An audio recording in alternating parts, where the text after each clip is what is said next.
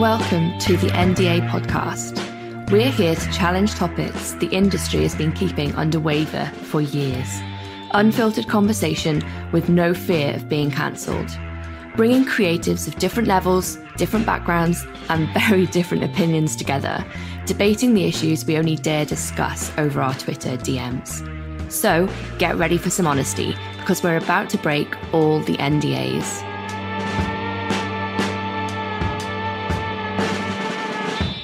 Hello pals, welcome back to another episode.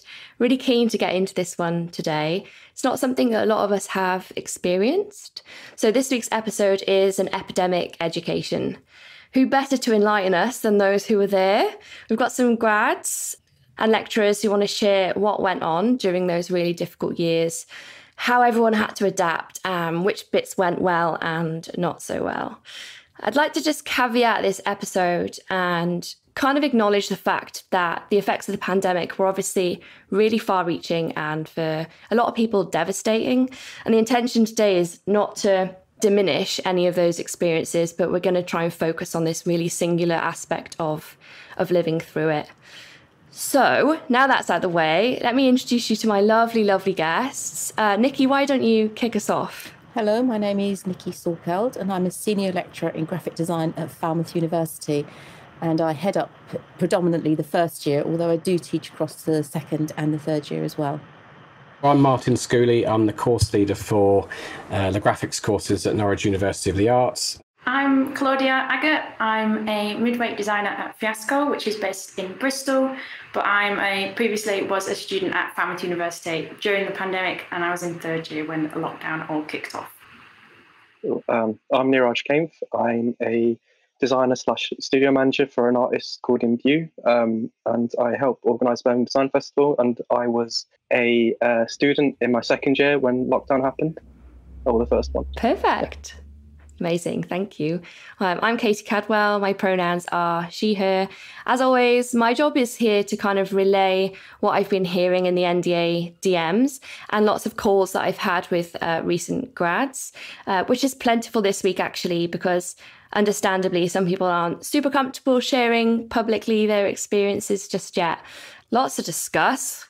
So for a bit of context, because I can't believe this, the first years who were in first year in 2020, I've actually only just graduated. So we've just kind of had the year that's gone all the way through it. So I thought it made a little bit of sense for us to kind of go chronologically through it, actually. So if we start with D-Day, I guess, everyone could maybe chat about that first email they got that made them realise, oh, this was actually pretty serious, and what happened in the kind of immediate aftermath. Yeah, Neeraj, why don't you kick us off? So when we realised that was when they said, we were doing a big collaborative module with loads of different courses, and when they said to us, oh, you have to do it all online now, and we were like, oh, shit, oh, sorry, I don't know if I can swear. You can swear. Okay, sorry, there's 3 minutes in, and I'm already swearing, my bad. So like we were a bit like, oh no, what's going to happen to this? And I think I remember just sitting in the living room and like looking at my phone and looking at the emails and watching TV. Like, this feels like some sort of start of an apocalypse, like a Walking Dead theme. It was like, should I be worried about uni now, or should I be just worrying about family? So yeah, it was a bit of a surreal moment to kind of process. Then I kind of just went on my PlayStation and kind of forgot about it for a bit, and then just sort of like I thought, okay, this is a problem for another day. Claudia, what about you? Yeah, it was quite a similar experience actually. Like when that first email happened, it was a similar thing. Like rumours were sparking here, there, and everywhere. Like, oh, lockdown's going to happen. We're not going to be able to go to uni. You're not going to be able to get all your stuff. Go in now and get all the paper you need. But the minute that email happened, it kind of like sent me, and I think I'm speaking for quite a lot of people here, like everything was like a bit numb. Like I didn't know how to sort of react. It's like, oh, is this all worth it? What's the point of like continuing doing all this work? Because for me, it was like the final sort of few months. Like deadline was literally looming in like a couple of weeks. So we were all like, okay, what's next? How do we hand in? Do we have to post it? So yeah, it was all just unknown, as it was for everybody. But yeah, it was just a real wacky time. So while these two were kicking back, Nikki, you were having to do the complete opposite. Was it like panic stations, or that's what I imagine it to be like? It was a mixture of different things. I was in Canada in January that year because I'd been invited over to give a lecture there. And I remember coming back through the airport and it was crazy. And I think that in Toronto, they were very, very mindful that this was going to be big. And I was with my colleague, Ashley, and I'm ever the optimist. I said, oh, it'll be fine. We'll all be fine. Don't worry about it. And then it just snowballed. And we were also heading for a collaborative practice project with our second years. We were bringing together a first year book project. We were expanding our exhibition. We had all these speakers lined up. And we sat in the lecture theatre, all the staff. And it was a little bit of a meltdown, actually, in terms of, well, what are we going to do? How, the university had to make the decision. We couldn't make that decision. And that, that was tied up with lots of sort of really serious issues around funding and student finance. And, there had to be that officialdom from the government in order for us to make those decisions. So although we could see this happening and we knew that things had to really happen quickly, we were all waiting for those bigger decisions by other people in order for us to then start kind of giving that information out to students. So it was a very strange time. I suppose, if I'm honest, hand on heart, I did think it would just be for a couple of months. Yeah. But I think that's just my own naivety. I think there was a bit of disbelief in the UK at the time that it would even land in the UK. But I think early March, we started to do a few things at the uni, but we did them online as a bit of a rehearsal, I think. So we started using Microsoft Teams, which became the sort of key online tool for us. I think other places might have used something else, but we at least had a few sort of semi-rehearsals, by which I mean some of the sort of course leader level and above were working on Teams a little bit. But it was very, very quick. Suddenly the sort of lockdown was upon us. Classes and, in every way that you can describe a class, a group tutorial that had been arranged up to a lecture to whatever, all of those groups had been assigned to Teams. And we just started using it, and it felt normal almost within a couple of weeks. And it was slightly helpful, I think, that some of the students just didn't engage, which took a little bit of pressure off, weirdly. It's a sort of odd thing for me to say, because actually you don't want your students not to engage, but some of them didn't, almost allowing you to kind of catch up and figure things out. But the other thing that was really super good was we were given key worker status. Not initially, it took months, I think, for the uni to get that approved, but it meant that we could come in to the university even when lockdown was on. Yeah, it felt really seamless, and I think that the students that were engaging actually kind of really enjoyed it in a way. Yeah, I've heard a few people say, I really thought about deferring in that moment, or when everything kind of dropped away, I started to wonder if the course was for me. They said they felt like a bit of an experiment.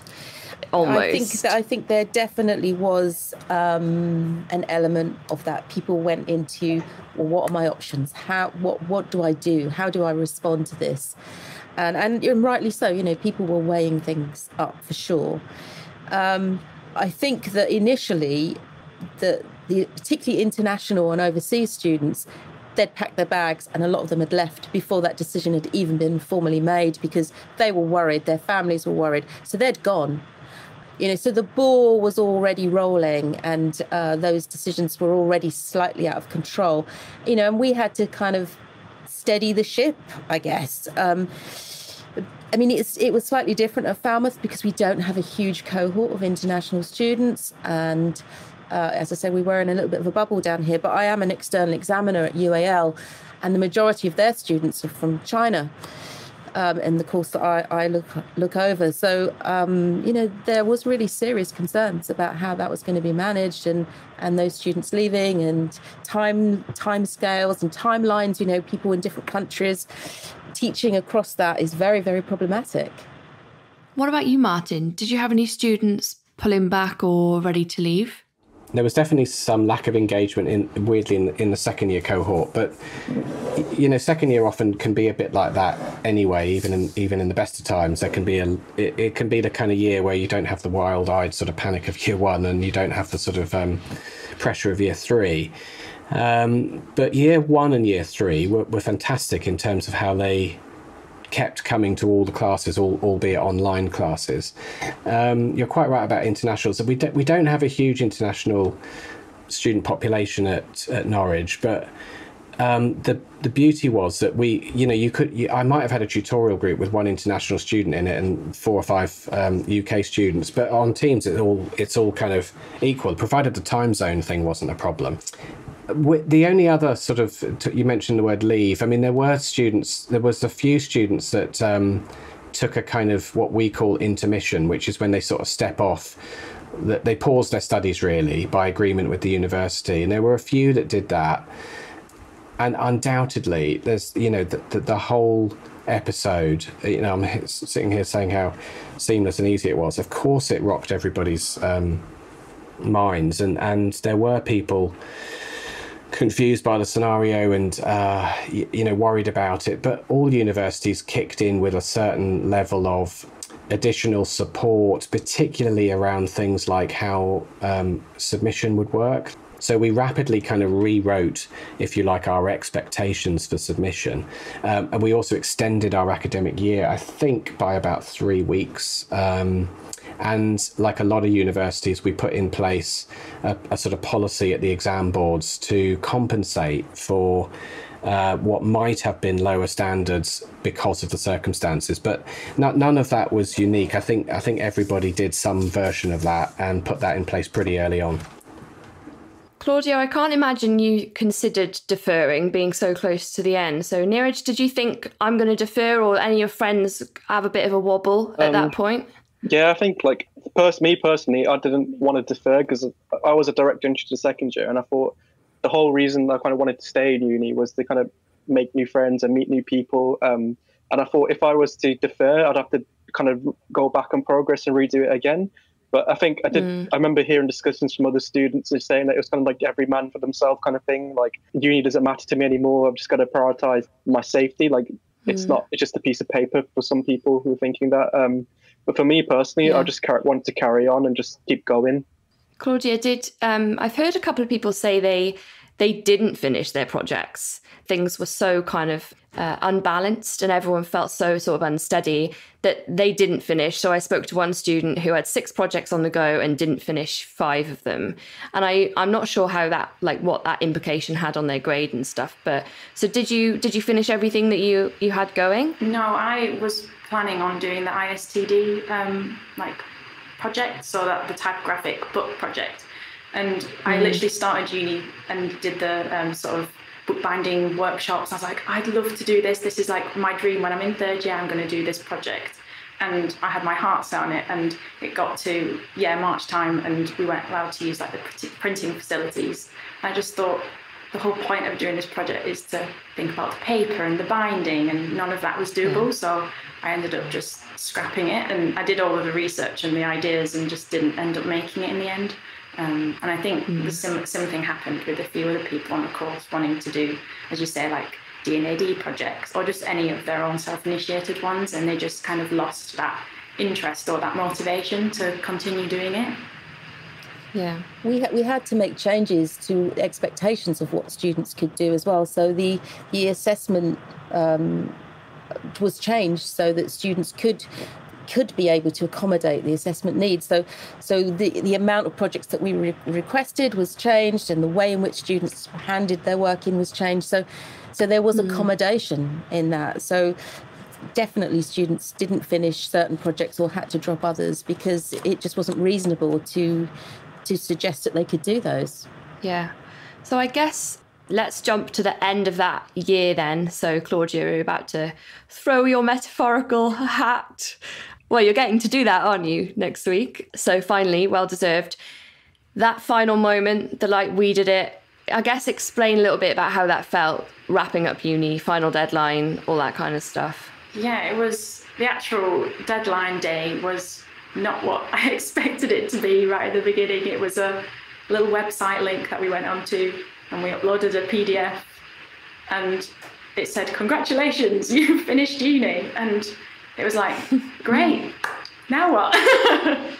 But it was quite, in a way, sort of anticlimactic, but I think there was a good bunch of us that I got quite pally with online and stuff, and Neeraj is one of them. And if it wasn't for that sort of design community at the time, on Twitter especially, like I don't know how I would have sort of been so positive and upbeat about it all. It was just that whole like collaboration and connecting with people, but through a screen. And I'd only just met some of these people like last month, so it was amazing. Yeah, I think definitely like what Claudia said, like I think that was one of the more like positive spins to it. Like I don't think there would have been any other opportunity that I could think of I would have met students from Salford, Falmouth, Manchester, or London, even like other countries like Germany as well. Like Claudia said, like you realise there's so many more people like you out there who are going through the same sort of emotions and feelings and same situations, and you really get along with them, and you know they probably are like lifetime friends. What was the vibe going out into the big bad world? I'm hearing internships were cancelled, studios had put designers on furlough. So even though the community was offering more portfolio reviews than you could shake a stick at, what were the opportunities? What did it seem like the opportunities were going to be? I can't even remember, but like it felt almost quite bleak in a way. Like normally you'd go out and go on their Instagrams or go on their websites, and it'd be like summer internship scheme, and it'd be every single studio that you'd want to go to would have a scheme, whereas that year there was nothing. So it was kind of one of those moments where you just got to make the most of what you had and the tools you had, and just try your hardest to sort of do something positive or do something that would get people to sort of be interested in you. Yeah, I think a lot of people compared those sorts of graduates to like the 2007, 2008 graduates when they had like the financial crash and like similar sort of feelings of, oh no, there's no jobs out there, or we don't know what's going on. I think it wasn't until maybe later on in the year in 2020 or 2021 where people started doing like remote internships, and I thought that really sort of kind of broke down geographical barriers, and like you could like say, oh, I interned for someone in like London or Amsterdam or something, and it's kind of different where you just don't sit next to a designer all day and in a studio environment, and then you kind of learn by osmosis and sitting and just talking and asking random questions, because everything is so much more regimented online, and sometimes you might feel a bit silly or a bit like, oh, do I ask these questions or am I spamming them with messages? I feel really bad. That sort of vibe. So Martin and Nikki, you've seen a few ebbs and flows of the industry. Not that I'm suggesting you've been around a long time.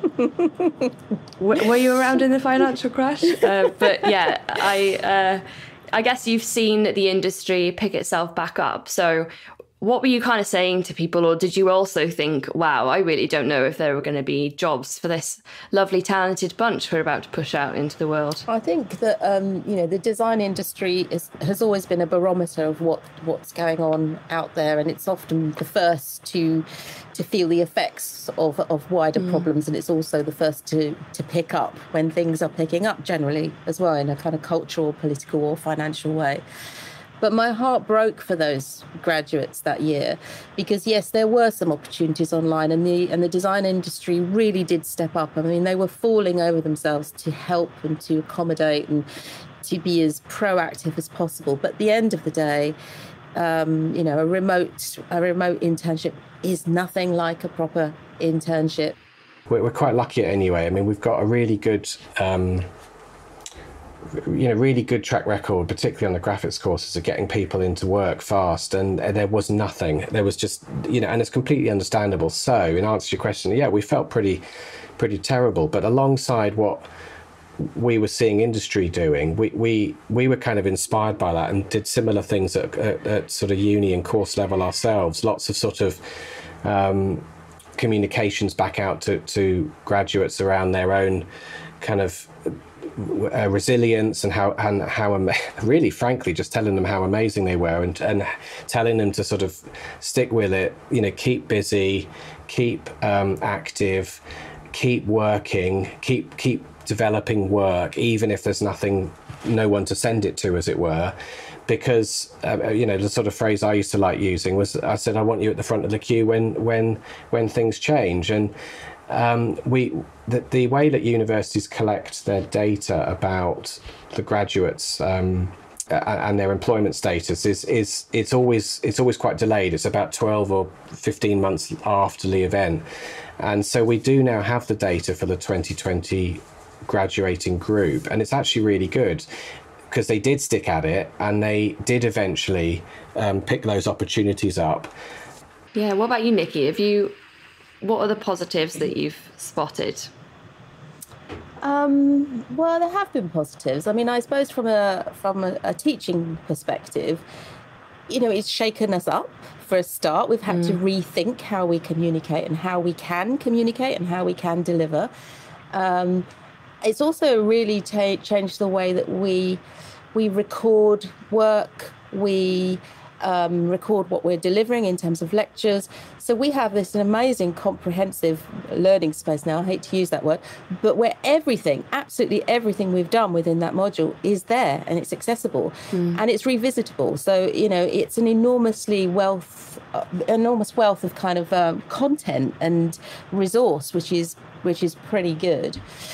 I think we've all learned to, again, in education, we plan in advance, we tie everything down, and, as designers, that can be really, really annoying, because, we want to be fluid. If something comes up, we're distracted and we're interested in other things. And in education, sometimes you can't do that. So it's been quite good for that, in that, that idea of being able to be a little bit more kind of autonomous and agile and change things. And so that's been quite positive, I think, as well. I also think that a lot of people who were in design agencies at that time, who were on furlough, I had a lot of conversation with ex-students who started new projects as well, that were independent little projects, and they'd done little love projects and started amazing things. And so, I think it's been a real sort of boiling pot of new stuff that people perhaps wouldn't have done before as well.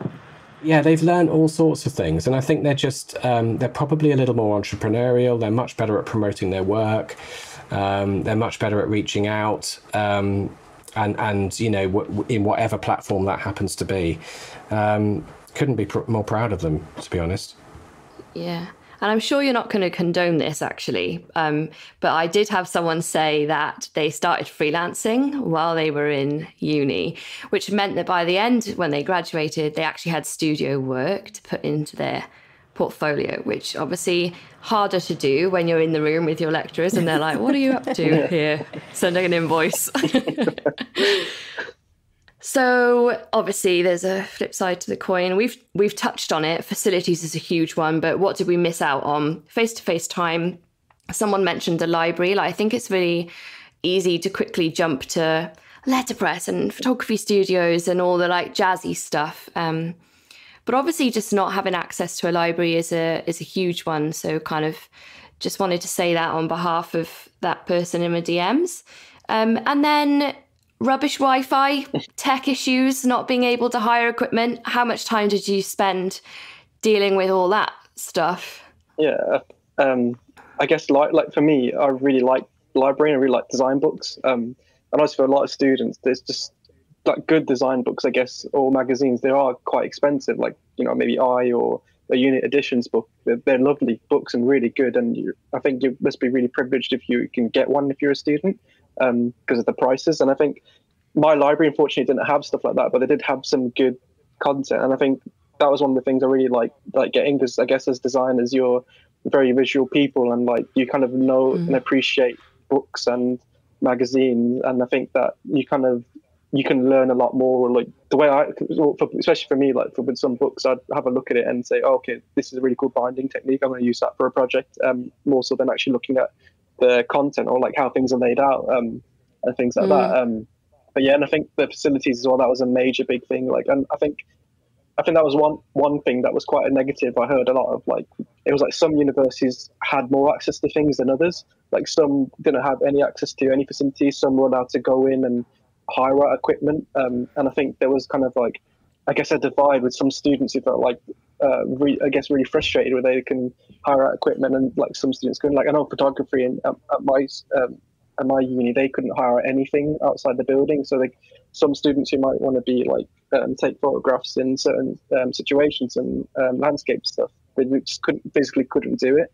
And I can only imagine the frustration of like, you know, you're kind of having to change your whole practice around that because you can't access certain things. I think another sort of thing that obviously got cancelled was the sort of like end of year shows, the sort of chance to celebrate what everyone had achieved over not just that year but like the 3 years, and just kind of all come together and just like support one another. Obviously that couldn't happen, which was a real shame, but I'm happy to say that obviously this year's ones happened, so at least like the people that had started in the pandemic got their proper closure and proper end to their uni experience. I mean, fundamentally, there were some students at the beginning, particularly first years, who just didn't even have a computer, a personal computer. You know, they were using university Macs. So we had to very quickly do an audit of students to find out who had access to the kit that they needed, and there were, well, not a lot, but there were some people that just didn't have it. So, you know, we had to make sure that they had provision, you know, and, you know, I had conversations with people that were perched on the edge of their bed. You know, they didn't even have a space to work where they were at home. So there wasn't equality in how students were able to work remotely. And that was very difficult for a lot of students. And, you know, and that you know, that division in terms of those that have and those that have not was really, really obvious and really difficult as well. So, yeah, there was a great deal of kind of rushing around to try to get people kit, to make sure they had access to it. But there were some things that you couldn't change. You just had to accommodate what you expected from that student and what they could reasonably expect to do themselves as well. I mean, in some cases, students couldn't, let's say, have camera on because their Wi-Fi just wouldn't handle it. In other cases, some students didn't have a laptop, but they could join in a Teams conversation on a phone. Not ideal, but if that was all that they could do, then, you know, then that was all they could do.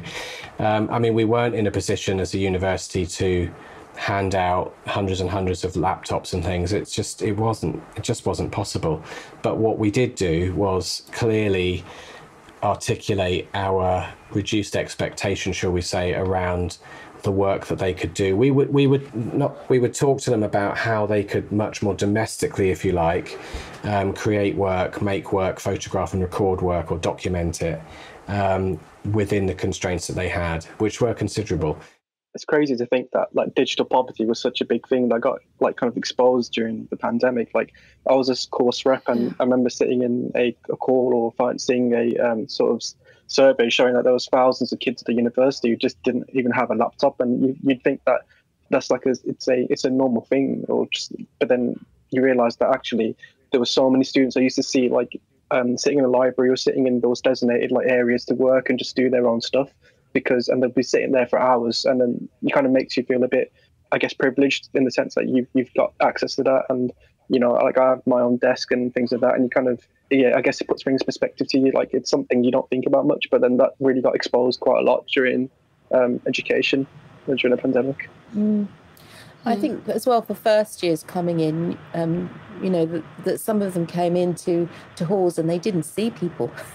You know, they were just in their rooms with their tech, and that was it. Yeah, which is a really intense situation for anyone, let alone the first time you're away from home. So the people making the decisions, I think it was Neeraj who maybe mentioned about when people could go in, who could have equipment, and I think there was a huge disparity across the UK. But those decisions were being made at the very, very top of university, or even as high up as like into government. I expected to feel a little more frustration or anger towards the tutors, which I really, really, really haven't heard at all, because it just, I guess the vibe I get is that you were all a bit caught in the middle of those decisions. Is that how everyone still feels about it looking back? Yeah, I think like for me personally, like I think in the 2020, the like my first couple of months of lockdown, I think just before the summer holidays, I think that was, everybody was a lot more understanding then. And I think in the new term, for me especially, I think a lot of people like between September and December were really kind of, for me and my peers, felt really frustrated, like hearing like others, like students getting to do certain things or go to certain places. But it's like there was also like a whole like kind of thing about, is graphics or graphic design course, is that allowed to be in person, or is that an in-person like kind of course? And for me, obviously it does make sense, but maybe someone higher up, they must think, oh, they just do stuff on their laptops, they can do that from home, they don't need to be in. But yeah, I think towards the second half of the year, there was a lot of frustration towards tutors, but then you kind of had to step back a bit and realize, okay, they're just probably as stressed as you, like they've been on Teams for how long, they've got a plan, and they're trying to engage people. And I think there was like a whole, you could see like at the start of before the holidays, there was a lot of students with their cameras on and wanted to be engaged and talking. Then by the end of it, nobody could be bothered. They were just sitting in their pajamas, and like some of my mates were waking up like 5 minutes before a Teams call. Like that was a ringtone. The Teams notification sound was that the like alarm clock, and they just refused to put the camera on, saying, "Oh, it's not working" or whatnot. And I think because being that time of year as well, anyway, everyone's really like kind of deflated and just want to stay in bed and like kind of seasonal sort of thing. There was a lot of frustration, but I guess frustration was aimed at the tutors who couldn't really do much, and they were probably just as frustrated and just wanted to like help out as much as they can. And like, yeah, I mean, I had several calls with people in bed in their pajamas, with their laptops, perched on their laps. We didn't have a sort of the kind of rules established around what was good practice of being online at those times. We were just learning those things. But I suppose that's another thing that that forced that intimacy to some degree in terms of the connection that we had with our students as well, because, you were in each other's homes. You had all the detritus of being in people's homes, of dogs and kids, and how many times did people have to get up to answer the door to postmen and deliveries? This constant sort of intrusion into your life, which is your professional life, suddenly blurred with your domestic life. And and I think that sort of sense of humanity of we're all in this together really did come across. So you didn't feel like people were taking it out on you, Nikki, as the kind of buffer to the buffer to Boris? No, I never felt like that, and I was always amazed at how understanding and brilliant the students were. And I'm not just saying that, they really were. And clearly there were frustrations, and people were afraid, and people were anxious. But the only way that we could deal with that is to continue to communicate, and if you communicate, even if you don't have the answers, but you are in communication and people know that you're doing your best, and that you're trying to resolve as many things as you can, then I think that generally speaking, people are okay with that. But I think it's when there's that radio silence, or people just don't know what's happening next, then that's when problems really start to arise. And Martin, were you hearing negative things from the students at all? Of course, it's interesting, isn't it? Because students have friends who are doing a similar course elsewhere, and there was a little bit of chat about that, but not necessarily negative. I don't remember any students coming up saying, well, my mate's at so-and-so university and they've got longer opening hours, or they've all been handed a laptop. We didn't suffer from any of that here. So no, it was sort of not too bad. But yeah, I mean, it might be that at a more senior management level, there were more conversations taking place between similar people at other institutions, but not a great deal at course level. Yeah. I'm going to segue onto the topic that everyone wants to avoid, money. Obviously, it is £9,000 a year, which is often questioned anyway. So was it worth it? I guess let's ask both of you first. Was it worth it to you? I definitely think 100%, because without university, you wouldn't have any work in your portfolio. Like that wouldn't, all of those projects that uni helps you facilitate, that is what the outcome at the end of the day, and that's what gets you a job.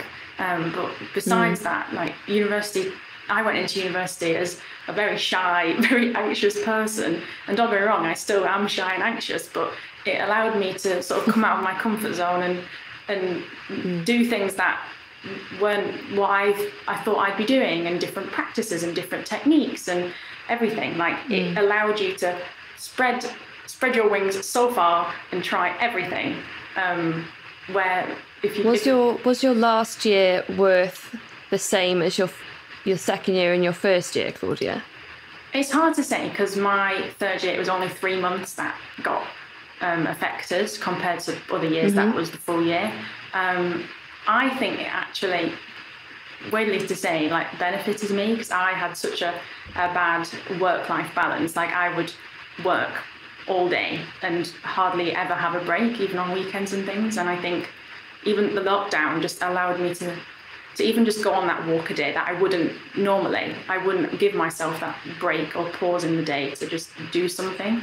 So the lockdown did help in that respect. So I think the final year was as good as the previous years gone by, weirdly to say. Yes and no. Like I think very diplomatic. Yeah. Like I think like what Claudia said is completely valid. The same sort of experience for me. Like I've met so many incredible people at university, and from so many different backgrounds and cultures, and like there's so many opportunities that I had, and getting involved in the community in my city that I would never ever get anywhere else. And I think it's that is definitely one of the biggest benefits for me going to university. And that could have been basically, I think the university the course was a catalyst for loads of other things happening in the design community where I am, and across the UK. Was like a kind of like a stepping stone into it. But I think, like for Claudia, like saying that she was about 3 months where you were online, but for me, like graduating in 2021, it felt like the final year definitely was not worth the amount of money. Like for me, I think, okay, yeah, that's fine. Like we paid the fees, and I accept that, and that's just what it is. I can't change that. And I think that the only way, I think, to be sort of diplomatic about it, I think that this government, or not to get political, but this government would probably would never give students like put the prices down or anything like that. And I think there's loads of petitions I saw online, and I even signed some to say that, bring it down a bit or something, or give us a refund. And I think the only way I could see it work is students who graduated during the pandemic, they should probably be given some sort of discount or something, or some sort of reduction in their repayments.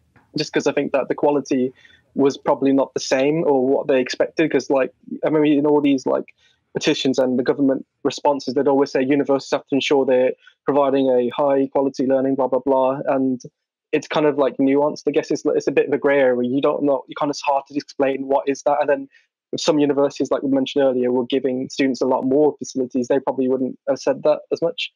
I think it reflects well as well, like the National Student Survey and stuff like that. And I think it was the lowest. It was the satisfaction rates across the board were the lowest it's ever been, ever, I think. And I think that was there's always going to be an asterisk next to it saying, well, this was the pandemic year. So yeah, those are my thoughts for that. So Nikki and Martin, you've seen a few non-pandemic years. So what do you think? Was it worth it? Well, I think there's a bigger question about whether or not education should be that much money in the first place, but that's beside the point, I guess. I think I think I'm right in saying this, that in the kind of more practical courses, like the art and design courses, when we could come into the studios and use the facilities, we did, whereas other universities that were more academic based never had that opportunity to come back in. It was all moved online. So there was sort of in and out times as well when we could come back in. It's a difficult one. I mean, we definitely put on a lot of stuff, and we still put on a lot of stuff. If students use those opportunities well and actually engage with all those opportunities, yes. But there was a lot of fatigue in terms of that. And so some students just didn't go to some of the amazing lectures that we had, or some of the online drawing. We had amazing online drawing and stuff. And so if you didn't do that, then, you know, maybe you didn't get your money's worth to some extent. But it is a really difficult one. And hand on heart, you know, what students signed up for, did they get that? No, probably not. Not in terms of the quality of the kind of criticality and the thinking, but just the experience, of being in a studio, being with others, having those facilities. So it's yeah. I mean, no, I don't know. I can't speak for them. But if I were a student, I would feel miffed that to put it politely, that happened to me. What do you think, Martin?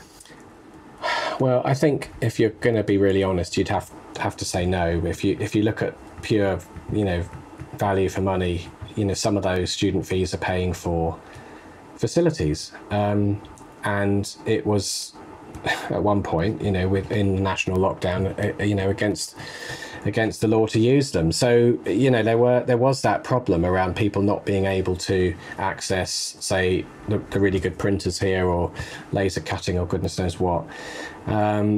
We had a little bit of chat across the university about students wanting fee reductions, but I am fairly confident in saying far less of that conversation happening at Norwich than seemed to be the case even from the mainstream media, because it did start to hit the media about students and the conditions they were in and wanting fee reductions and all of that sort of thing. I think the better you can communicate and the better you can, you know, work with your students and talk about what's going on and why it's going on, the better, clearly. But the other impact of facilities and not being able to access them was that when things eased up again, it had created a kind of, if you like, a little vacuum of confidence or knowledge in what those facilities were and how to use them. Some of our workshop teams early even in this year were saying that the uptake of you know, in terms of access to those workshops was really low, even though people could get in them again. So we actually needed to do some work in encouraging people back and explaining this is why you would go to this print room, and this is what you can do in it. So we did, you know, we kind of redid, if you like, almost tours of those workshops so people could see what they were like. We had someone come up to our studio and literally demonstrate what the large format printer could do. So there is a sort of there's a bit of catch up there to do around, you know, the physical side of graphic design, and it is one of those sort of courses that's got a strong connection to physicality, and there's something in that whole idea of digital assessment as well, which is, you know, I'm personally hoping and looking towards a much more hybrid assessment in the future, where physical elements that would be best seen and handled in that way are given in physically, and, you know, everything else can be digital, because you need to hold things sometimes, and you know, run bits of paper through your fingers and sniff the ink and all the rest of it.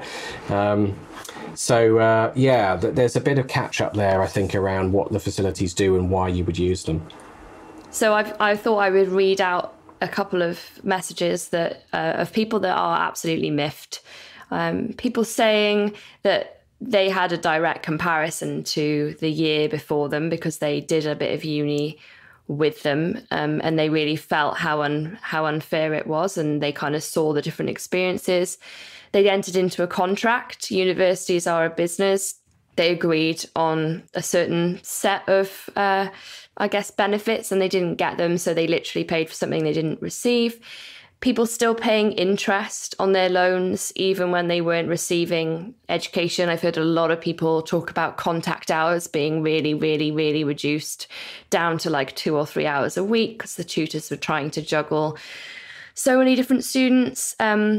People saying that the universities realised they could actually save quite a lot of money by not opening up facilities, and that they were kind of reluctant to do that, and they thought that was kind of a money-saving thing. But then I saw this really lovely quote, which I thought I'd end on. And this was actually Alice Fraser. I don't think she would mind me saying that. She said, "I missed out, but they don't owe me anything." I really like that. So last couple of questions. Was the work better? Somebody said to me, to make good work, you need to feel really comfortable, really supported. To make brave work, you need to feel completely at ease. And also that some design needs to just be picked up and held. So maybe, Martin, as objectively as you can be, was the work worse off? I'm going to say something that might sound really odd, but the work that first... the work we first saw from the 2020 third years was astonishing. And one of them said to me much later, a year or two later, that the reason, or a reason for that, was that lockdown just forced them all to just focus on the work. They weren't out and they weren't partying and all the rest of it, and they were on the final run in to hand in anyway. And at the top end, it was truly brilliant, and it was objectively better than the previous year. I don't think the middle and the lower end were any different.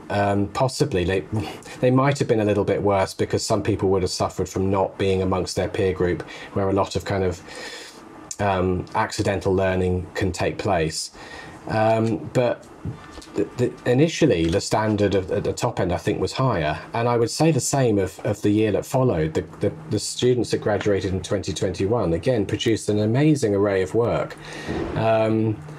So I didn't see huge drops in standards, to be honest, at all. And I think graphics is one of those courses that can adapt more easily to the environment that we found ourselves in. And I do sympathise with colleagues who teach on other courses, where perhaps reliance on lots and lots of equipment. I'm thinking, say, for example, I imagine anyway, I don't know for sure, but I imagine if you're a film student, or I don't know, I can't think of another example, perhaps a textiles or a fashion student, where you need what are in those classrooms. You know, our studios are mostly desks and chairs and lots of people chatting and lots of people on laptops, that sort of thing.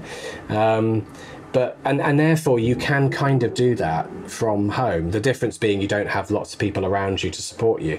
But that didn't have an enormous impact initially anyway. And I think in the second year that we could come in a bit more, and as I say, the year we've just had, there was almost kind of back to how things were. So I haven't seen a big drop in standards.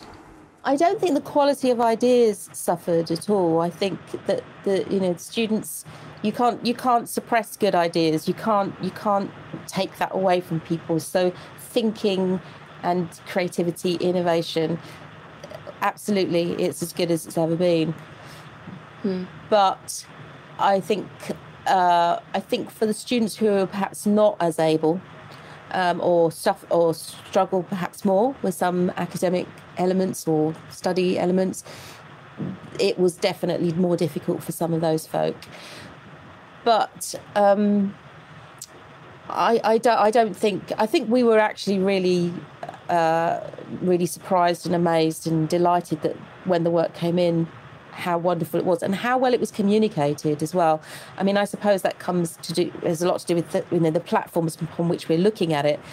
But there wasn't that ability to pick it up, to smell it, to feel it, to sift through it, to enjoy it in that way. But yeah, I think if you're talking about quality of ideas, no, definitely not. I guess both of you, do you feel like you made good work? Were there any moments where you're like, this is just shoddy at this point, but hit submit? There was definitely moments like that. There was times where I did not want it to be so close to the deadline, but I was doing a project literally a few days before the deadline because I knew I had to hit that number of projects mark. And I was like, crap, I'm going to have to just make something and do something. And it wasn't how I wanted it to be submitted, but it just happened to be the only way to pass the course.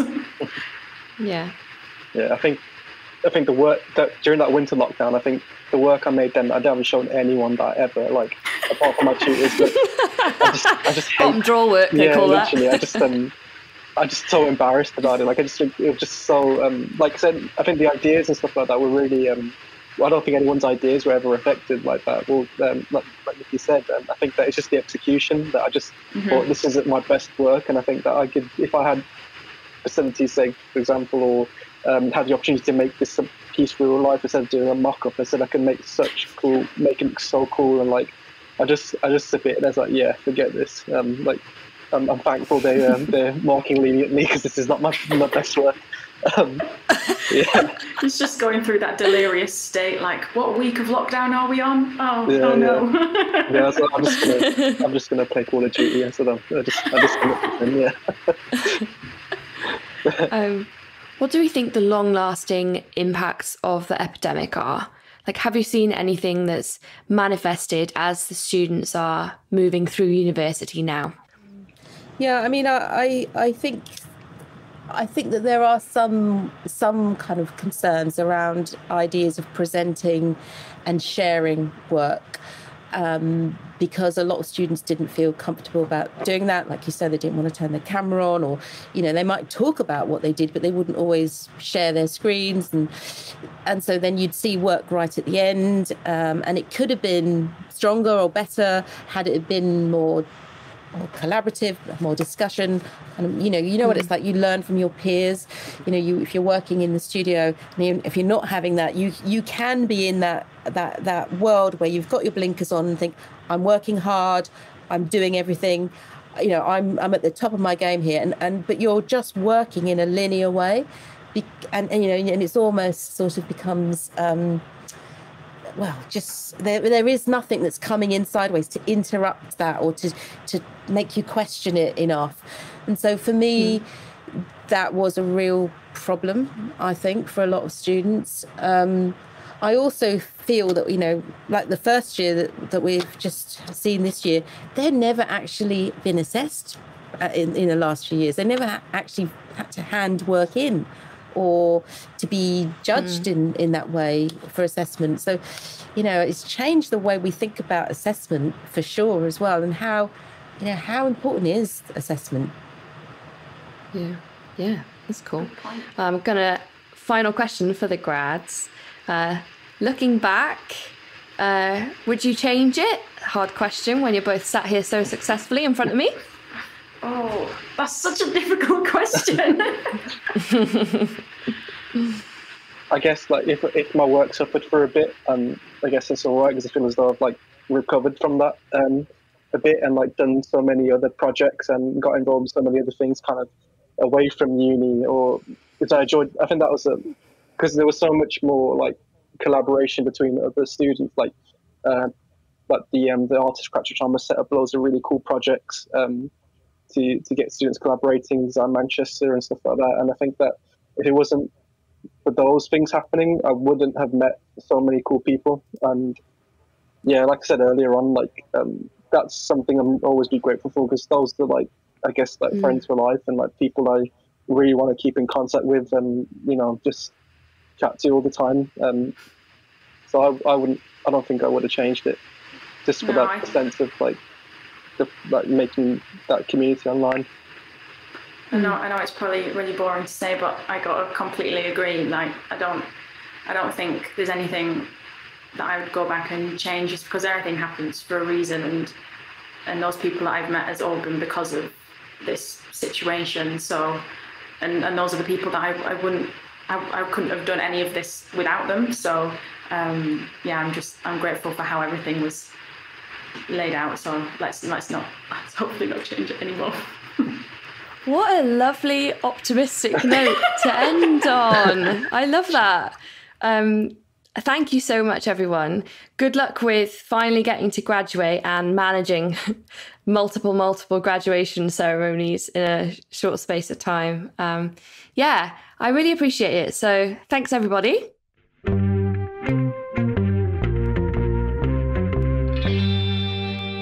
Which brings us to the end of the episode. So if you made it all the way to here, thank you.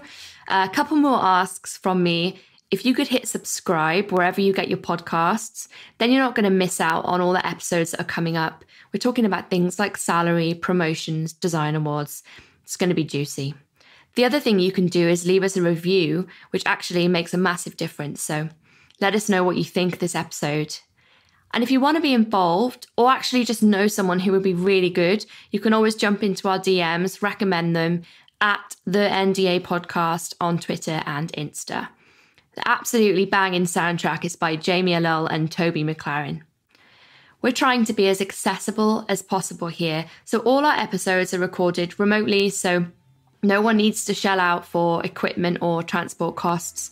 We're also uploading everything to YouTube with closed captions, so that's there if you need it. If you need anything else in order to kind of listen to us and hear the content, then please just let me know. Finally, a personal thank you to Katie from Creative Boom, James from Be Heard, for just answering all my emails and my incessant questioning in starting this podcast. I'm Katie Cadwell. This is NDA. Catch ya.